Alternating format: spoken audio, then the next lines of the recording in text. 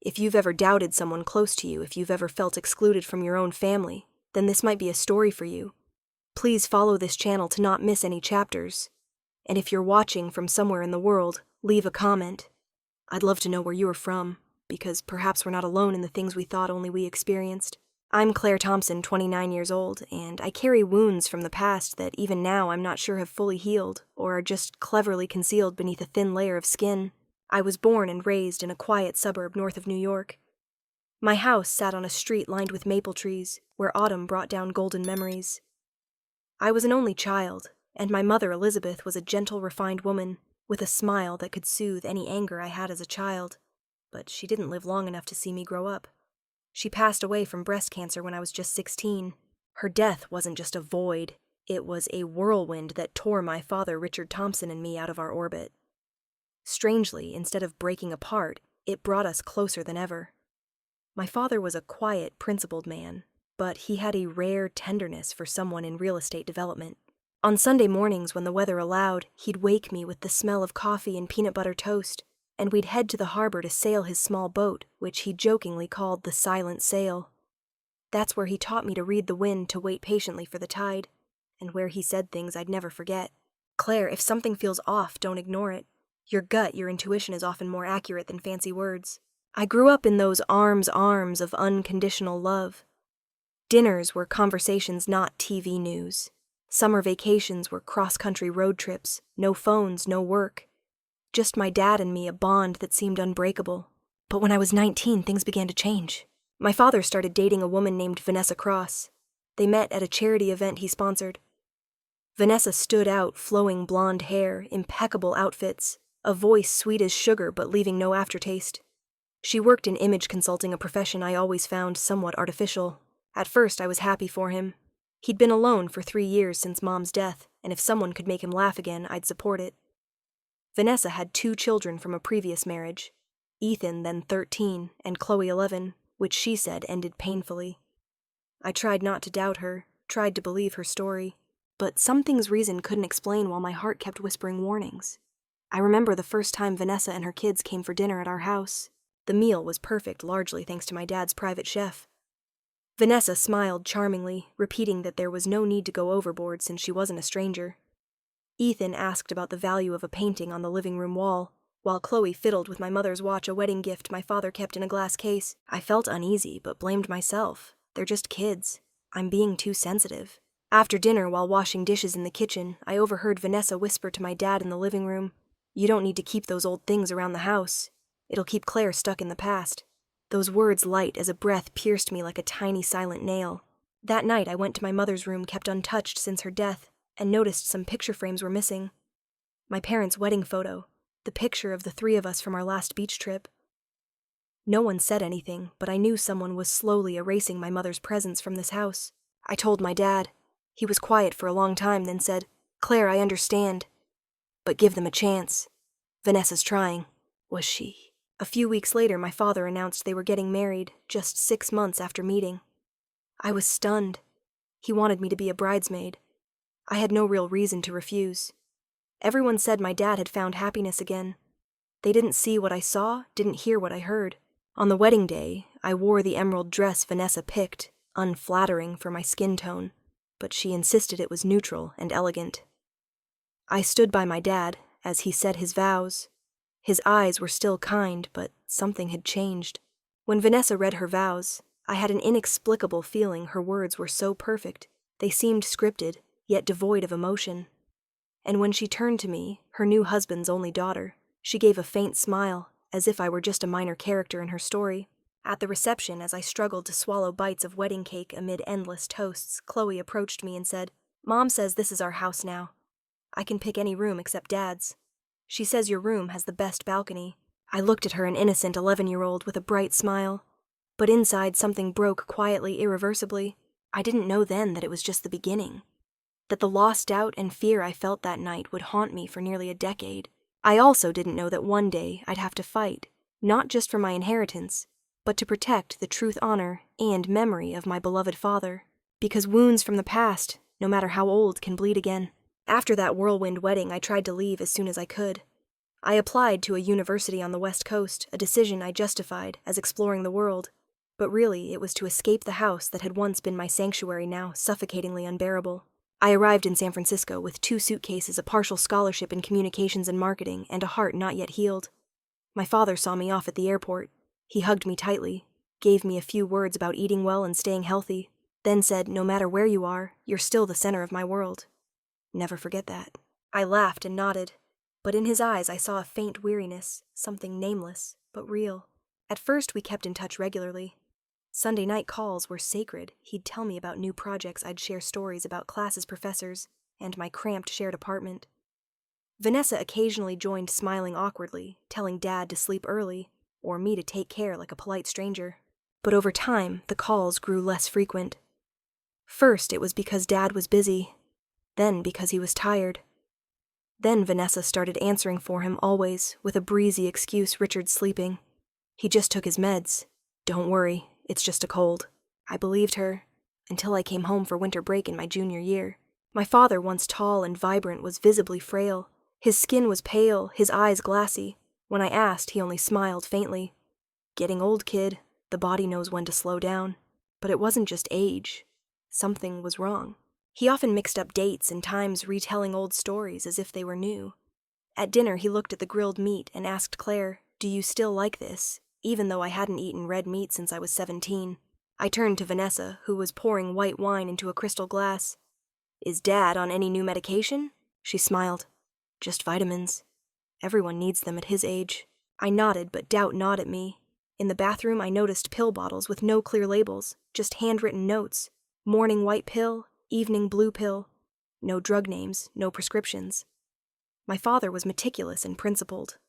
This wasn't like him. The short break ended. Before leaving, I insisted on a private moment with Dad. Vanessa seemed intent on preventing it, claiming he was tired and needed rest. But I was resolute. Finally, one afternoon when she was out shopping, I went to his room.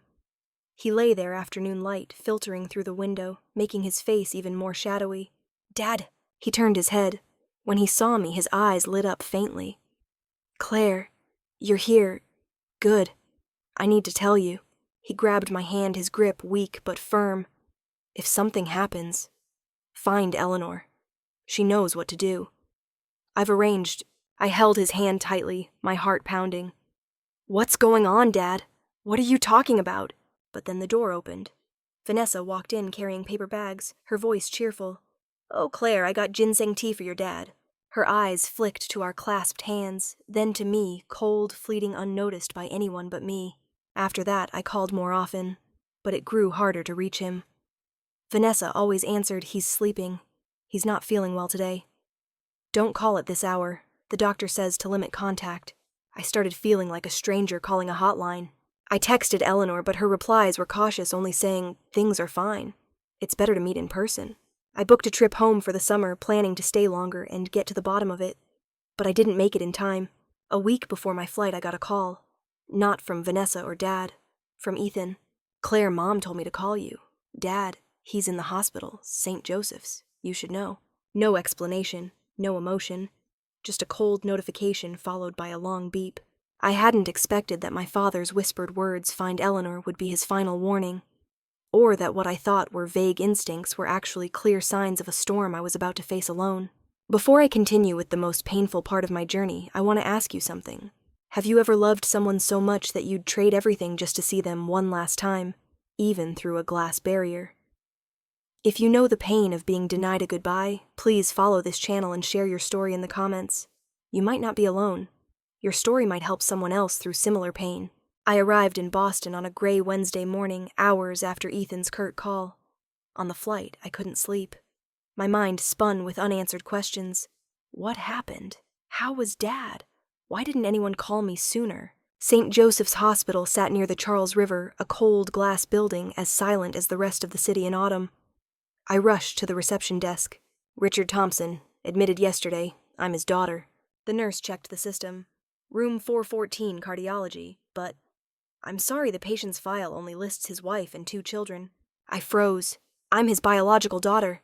She frowned, made an internal call, then directed me to the 4th floor. When the elevator opened, Vanessa was there calm, lightly made up, as if visiting a friend, not her hospitalized husband. "Claire, you didn't need to come. Your father needs rest. I need to see him." Vanessa stepped between me and the room's entrance, her voice soft, but firm. "The doctors only allow immediate family. You're not on the list. I'm his daughter. You don't get to decide that. I'm his legal wife, and he designated me as his medical guardian." Her words hit like a verdict. I glanced at Ethan and Chloe on a nearby bench. Ethan avoided my gaze. Chloe stared at me, not hostile, but chillingly blank. I found the attending doctor.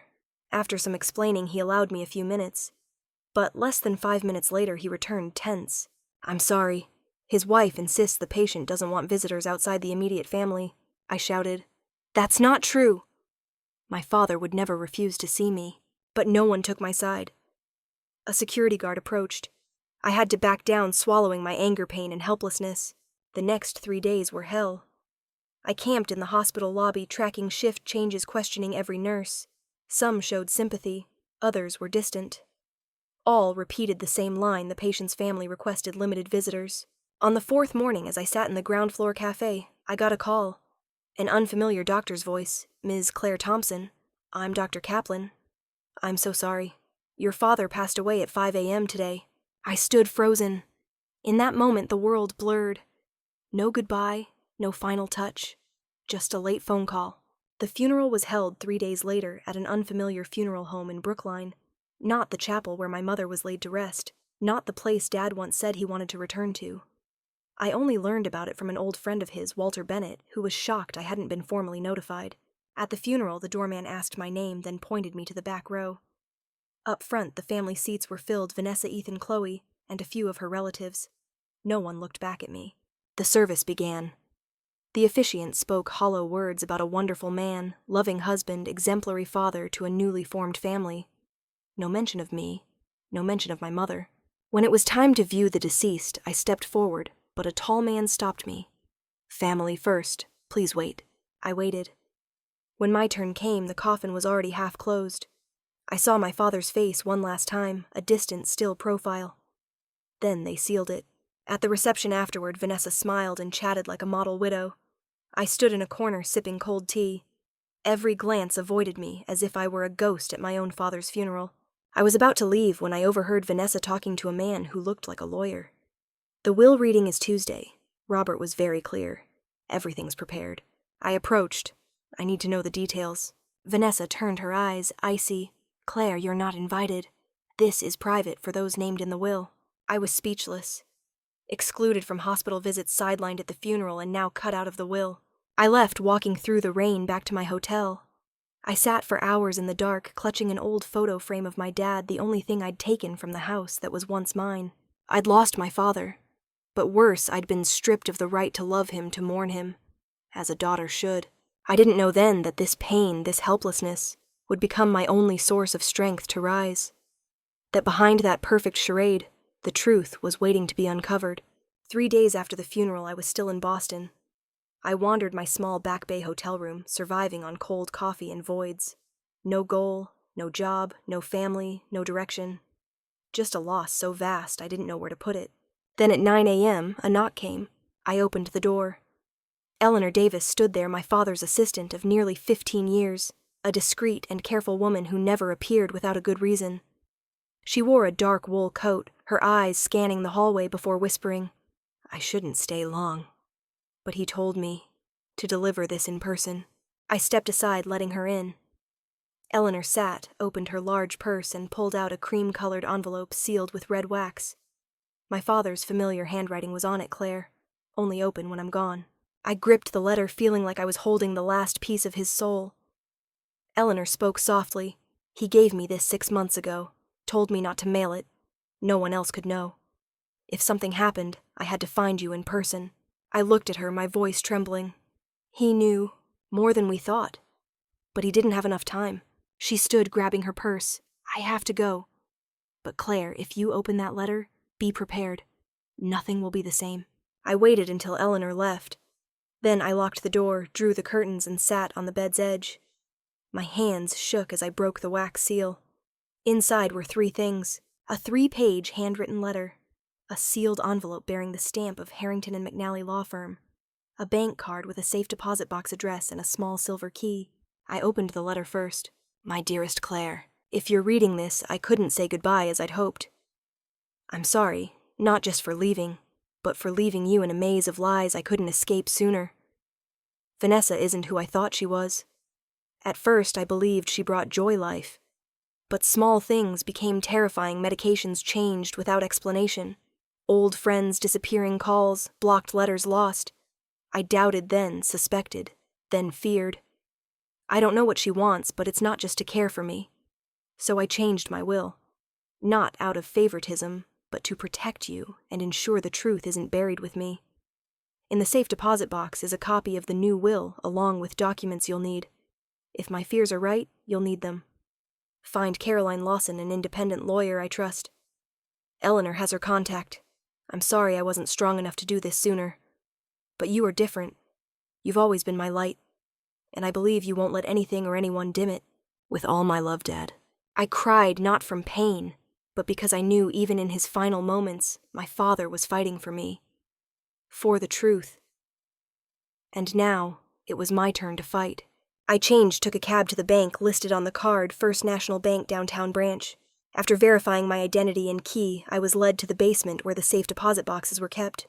Box 1847. When I opened it, the smell of old paper and cold metal hit me. Inside were a thick file with photos of Vanessa meeting a strange man entering our house while Dad was away. A copy of Vanessa's old marriage certificate to that man, no divorce record. Bank statements showing large withdrawals to offshore accounts under unfamiliar names. A USB with MP3 files recordings of Vanessa and Ethan discussing asset division and keeping Claire from lingering. A new notarized will signed by my father, verified by Harrington and McNally. I sat in the sealed room, my heart racing. Every doubt had an answer. Vanessa wasn't just a scheming wife. She'd meticulously isolated my father, controlled his health, his wealth, and erased me from his life. I couldn't cry anymore. Tears would only blur my vision, and I needed to see clearly. I left the bank, returned to the hotel, and called Eleanor. She gave me Caroline Lawson's number, the independent lawyer my father trusted. We set a meeting for the next day. When I laid the documents on her table, Caroline sat silently for a few minutes, then said, "Your father did the right thing, moving the will to an independent legal system with clear physical evidence. This will be a fight, but we have a very strong case." I nodded. For the first time in weeks, I felt my spine straighten. No more hiding. No more bowing to grief or helplessness. I had my father's promise. I had the truth. And I wouldn't let anyone erase either. The next morning, I went to Caroline Lawson's office, the lawyer my father trusted in his final days. Her office was on the 6th floor of an old red brick building near Beacon Hill. As I walked in, sunlight streamed through a large window illuminating a portrait of Justice Ruth Bader Ginsburg. On the wall, a symbol of quiet resilience. It lightened my heart. Caroline greeted me in a navy suit, her gaze sharp but not cold. After I summarized everything, she opened the sealed envelope from the safe deposit box, checking the signatures and notarizations. Everything's valid. Harrington and McNally is a reputable firm recognized by the state. Most importantly, your father clearly stated, this will supersede all previous ones. I nodded, unable to hide my trembling. Does that mean... Caroline looked at me calm, but resolute. It means we have a very strong legal basis to challenge the execution of the old will. And if what's on that USB is true, this isn't just about inheritance, it could be criminal. I opened my bag, pulling out copies of the documents from the safe deposit box, photos of Vanessa, with her ex-husband, bank statements showing offshore transfers, and the USB with the incriminating recordings. Caroline listened to the full recording of Vanessa and Ethan, her voice unmistakable. When he's gone, we'll split it. As for Claire, don't let her linger around the company. I'll handle it.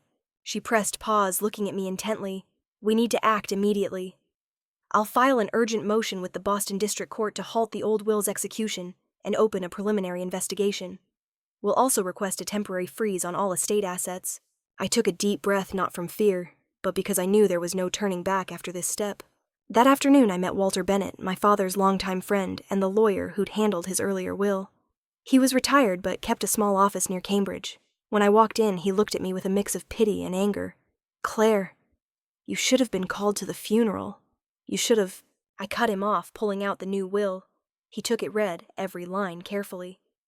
Under the dim light of his desk lamp, I saw his hands clench as he reached the part.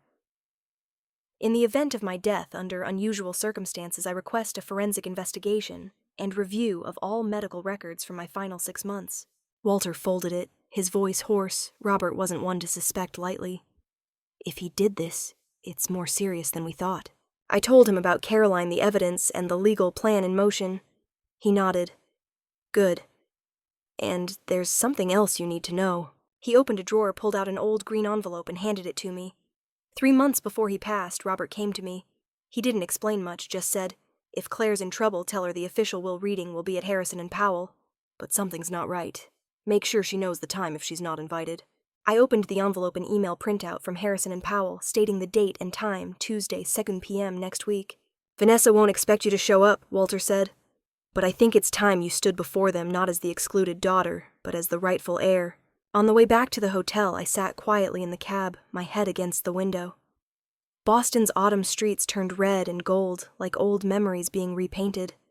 I was no longer the awkward daughter standing on the sidelines of a funeral, but someone stepping into the battle between truth and deceit. That evening, Caroline texted motion filed. Court accepted.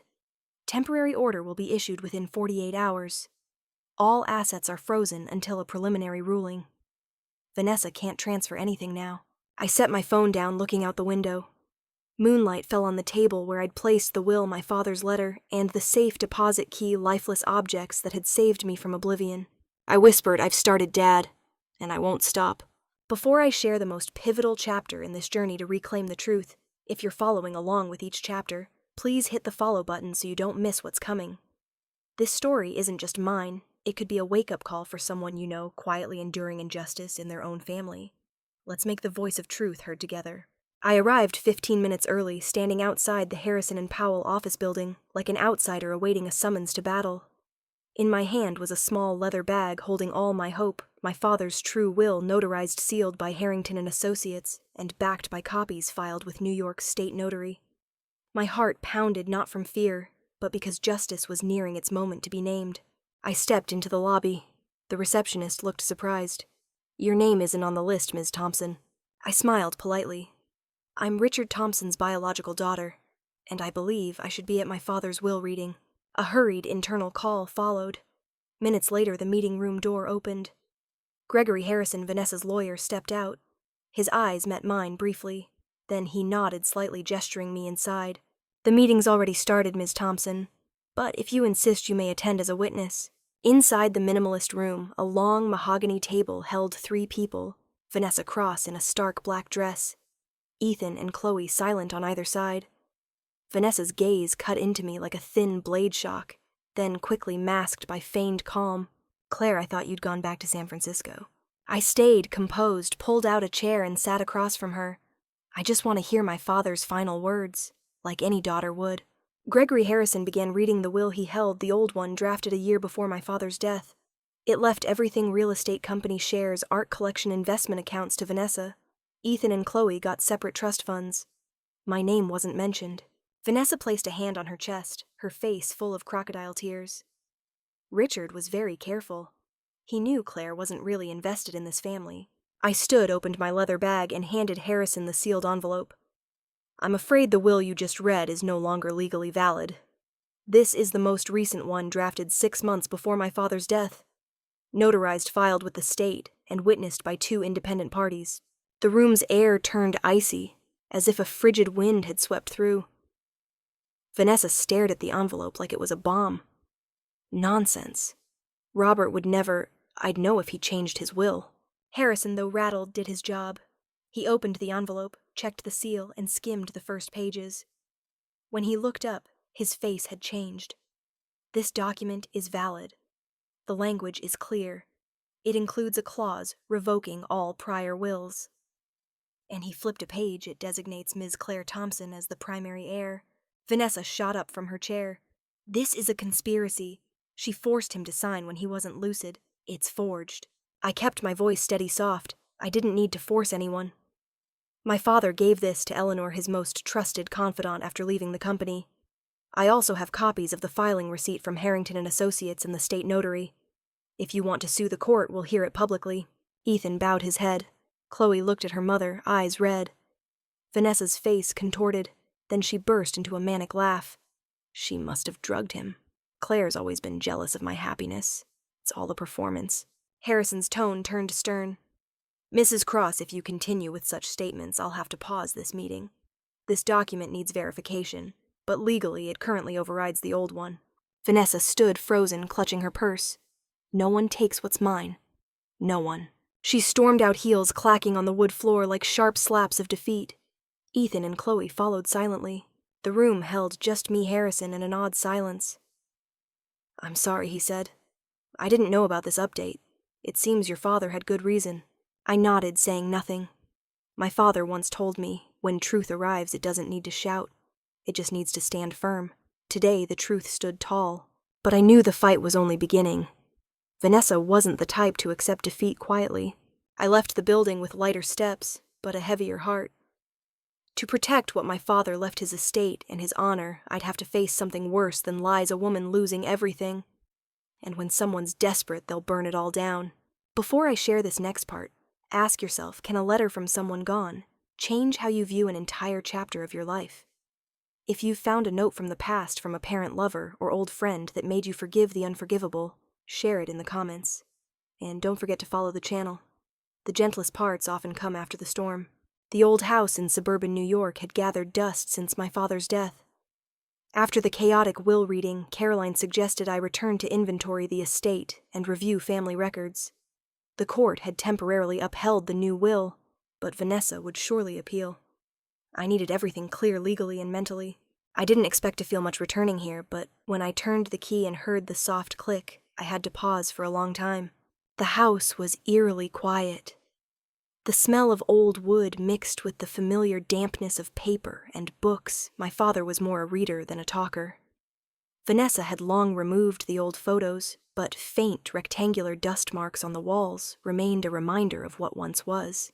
I started in his study. File cabinets, bookshelves, letters from his Yale days, handwritten business plans. Everything was in place, but it felt like I was tracing a man fading into history. I pulled an old book from the shelf, A Movable Feast by Hemingway, a 1977 leather-bound edition, its spine slightly worn. When I opened it, something fell to my feet. An envelope. Yellowed paper, soft handwriting like an autumn breeze. The first line nearly brought me to my knees, Claire. "If you find this letter one day, it means I couldn't guide you through growing up with my own hands." I sank to the carpet, clutching the envelope as if I could hold time itself. My mother died of breast cancer when I was 12. Memories of her were bedtime stories, her brushing my hair with a wooden comb, the smell of mint tea she brewed every Sunday afternoon. I didn't know she'd left a letter for me. I opened it. Her familiar but shaky handwriting, likely written in her final days when time was finite, and every word a last wish. "My dearest Claire, if you're holding this letter, I couldn't walk with you to the end of this journey. I don't know when you'll read this, but I hope it's when you need to hear my voice again. Life isn't always kind. It can hurt you, make you feel betrayed, abandoned. But Claire, I hope you won't let those scratches become a shell around your heart. Because if you do, you'll lose the best part of yourself. You've always had a bright, strong, deep soul. Don't let the world make you doubt that. Forgive, not because others deserve it, but because you deserve peace. And if one day you feel alone in your own family, remember I was there once, and I believe you'll overcome. With love, not hate. Love, Mom." I didn't cry, not because it didn't hurt, but because her letter brought something I hadn't allowed myself to feel in years' tenderness. I read it 3 times. Each time her words sank deeper, softening the layers of anger, doubt, and pain built up since my father's death. I realized that in the storm of legal battles and fighting for truth and honor, I was becoming someone my mother wouldn't want bitter guarded against everyone, even innocent children. I sat quietly for a long time, then took my phone and opened an old message from Ethan. I wrote, "Do you have time to meet? I think we should talk. Just us." 3 days later, Ethan and I met at a small cafe near Columbia. He'd changed taller, quieter, with weary eyes. I probably had too. I spoke first. "You were a 13-year-old kid with no choice when your mom remarried. So was I. But now we're adults, and we can choose to end the silence." Ethan looked at me for a long time, then said softly, "I never hated you, Claire.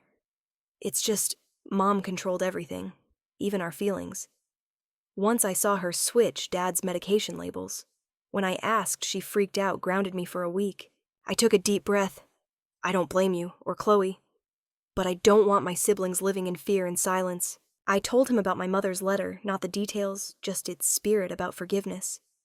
And when I mentioned setting up a scholarship fund in my father's name, I saw Ethan's eyes glisten. If you agree, the fund will honor 3 people, Richard, Elizabeth, and, if Chloe's okay with it, your mom too. Not to glorify her, but to make amends. That night I returned to the old house, sitting among old photos and time-worn books. In my hand was the letter, now carefully folded like a piece of my heart wrapped in paper. I whispered, "I heard you, Mom. And I won't lose the tenderness you believed in. This fight may be long, but I won't let myself turn to stone." Before I share this part, pause for a moment and think, do you believe a family can be rebuilt from broken pieces? Not by blood, but by truth and sincerity. If you've ever forgiven someone not related by blood, or considered a stranger family, I'd love to hear your story in the comments. And don't forget to follow the channel. There's much more ahead. The meeting with Ethan didn't just ease my heart. It changed how I saw the past. I realized those kids were victims too, no matter which side of the battle they were on. I arranged to meet both Ethan and Chloe at the Brooklyn Public Library, where my mother used to take me to read as a child. A quiet, neutral space far from media spotlights, close enough for honest words. Chloe sat beside her brother, her face anxious and guarded. I didn't blame her. Honestly, if I were Chloe, I'd distrust any offer from someone labeled an outsider. I started with the only thing I believed: they'd hear the truth, without judgment. Your father never wanted to divide us. He left a new will, not to exclude anyone, but to fix what he knew was wrong. I'm not here to take anything from you, just to put things back where they belong. Ethan was silent for a while, then pulled out his phone. He played a recording, Patricia's voice, sharp and cold. "Don't listen to her. Claire's not family. She's after the money. When we're done, she'll have nothing, not even a reputation or Richard's grave. I'll make her disappear from this map." I clenched my fists. Chloe looked down. "I've heard it," she said. "Mom changed after Dad died." "No, even before. She made us delete old photos, banned us from talking to Dad's family. Whenever Ethan mentioned Dad looking weaker from the meds, she'd lose it." Ethan nodded. "I believe she loved him once. But then she got scared of losing control. And when she was scared, she became controlling. Dangerous." I took a deep breath. "Dad told me a family isn't built on fear. And I don't want my brother and sister living in the shadow of a mother you once loved. No matter what, you deserve a different choice."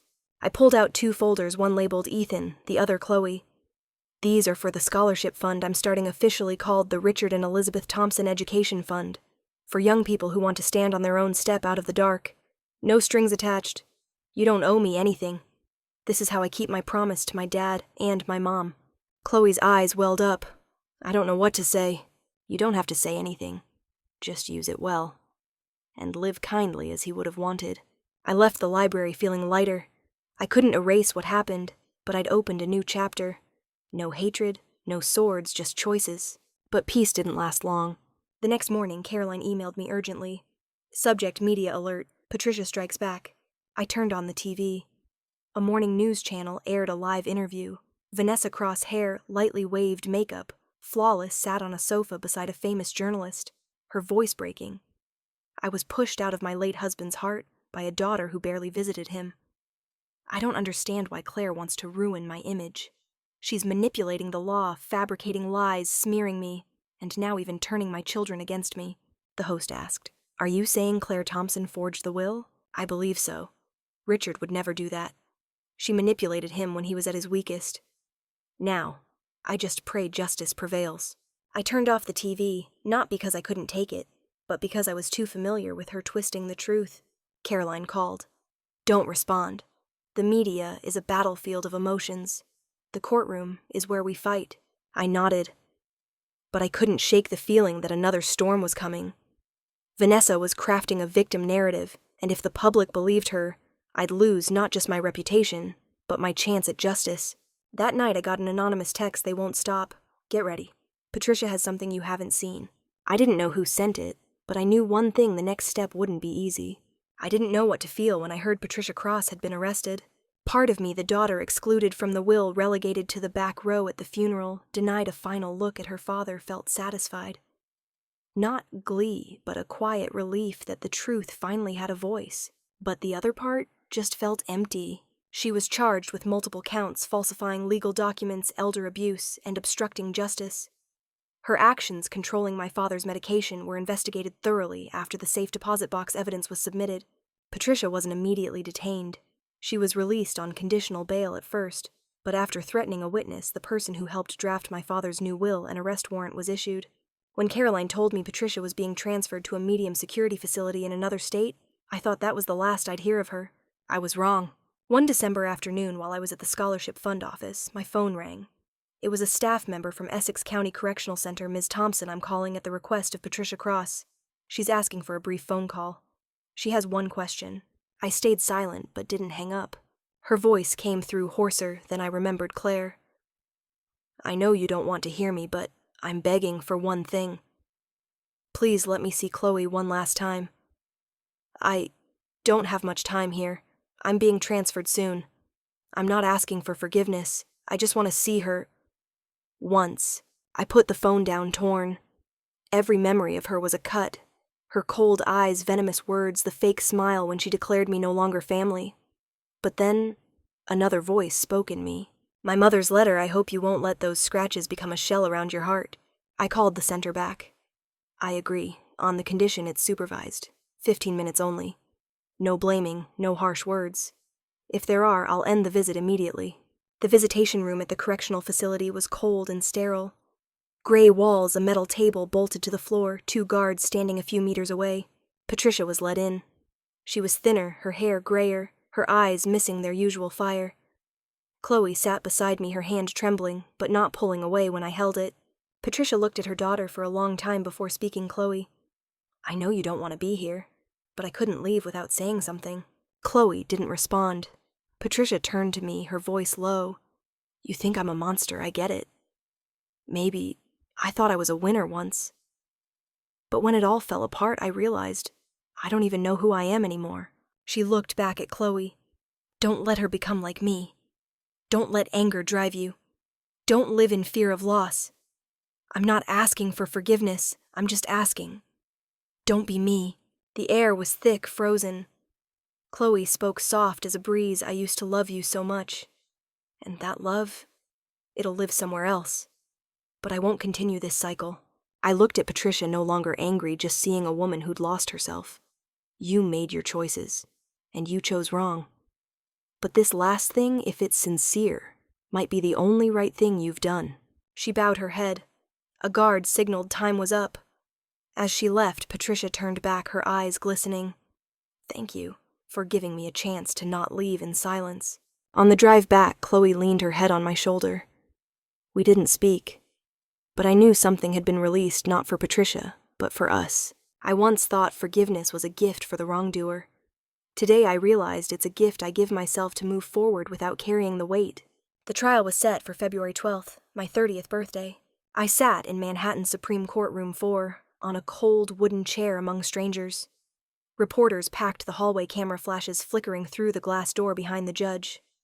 The air was thick, as if truth was waiting to be born through the labor pains of justice. Caroline sat to my left, eerily calm. She'd prepared for this trial for months, since our first meeting with my father's thick file. Don't look at her, Caroline whispered. Look at the judge. Every other gaze is just noise. I nodded.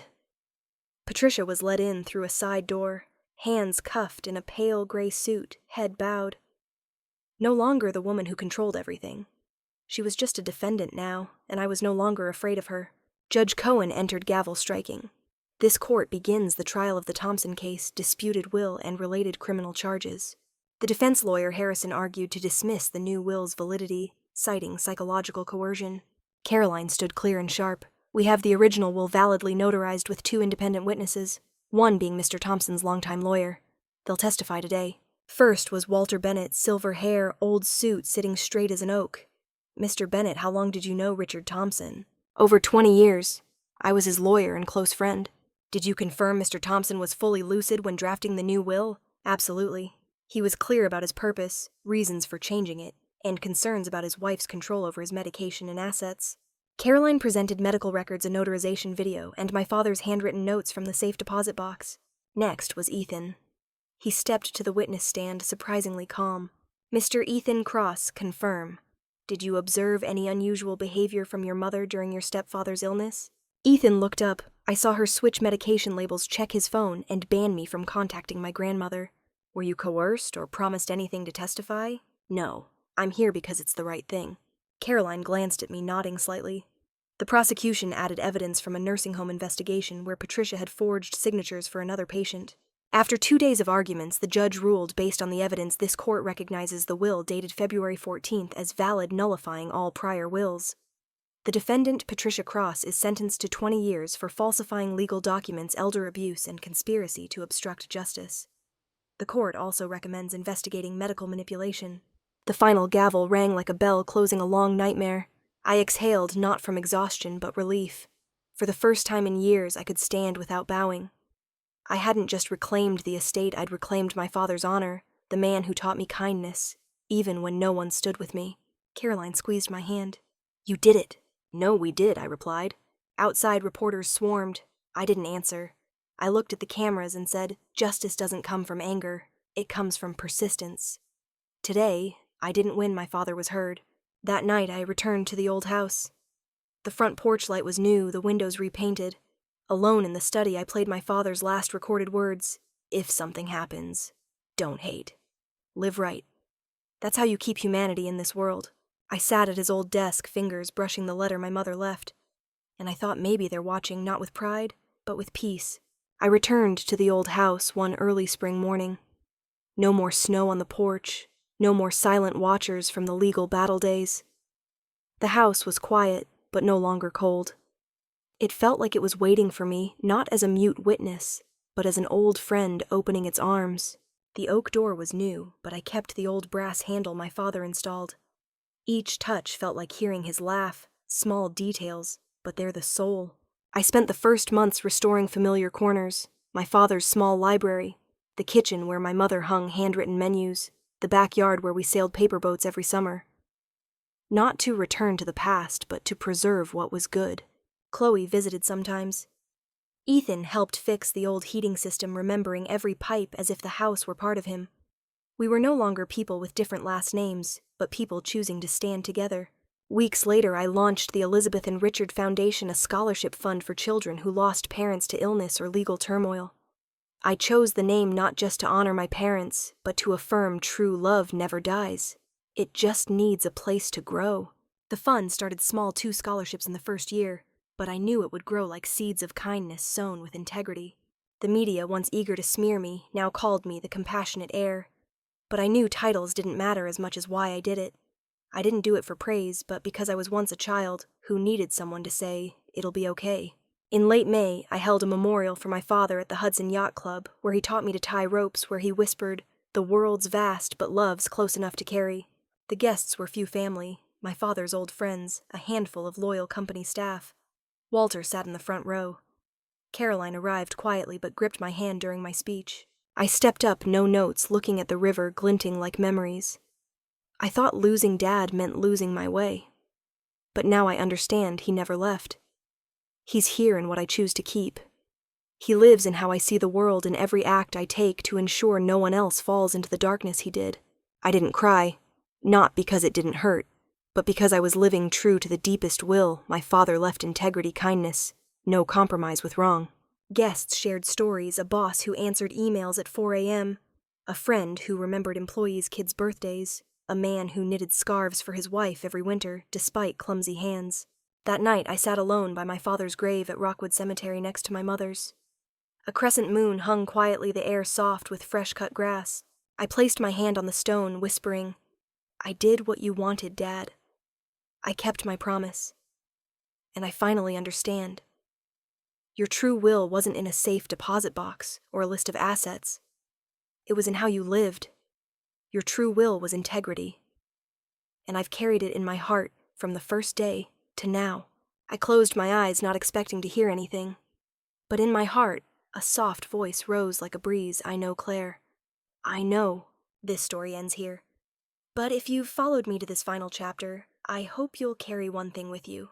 Kindness is a legacy passed on not through wealth, but through daily choices. Thank you for joining me. And if you ever need a reminder that love is enough, come back to this chapter. I'll be here telling it again as many times as you need. So that's my story, the journey to reclaim truth, honor, and above all, faith in love and humanity. But I believe what lingers isn't the ending, but what you take with you after each chapter. Through every cut of pain, loss, and struggle, I learned one thing.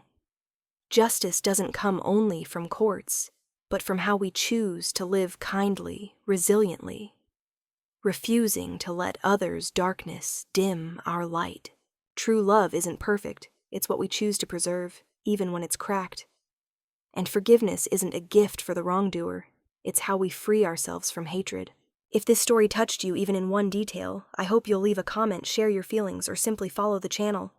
I'll keep telling stories real deep and close, so we always remember everyone deserves a new chapter if they're brave enough to write it.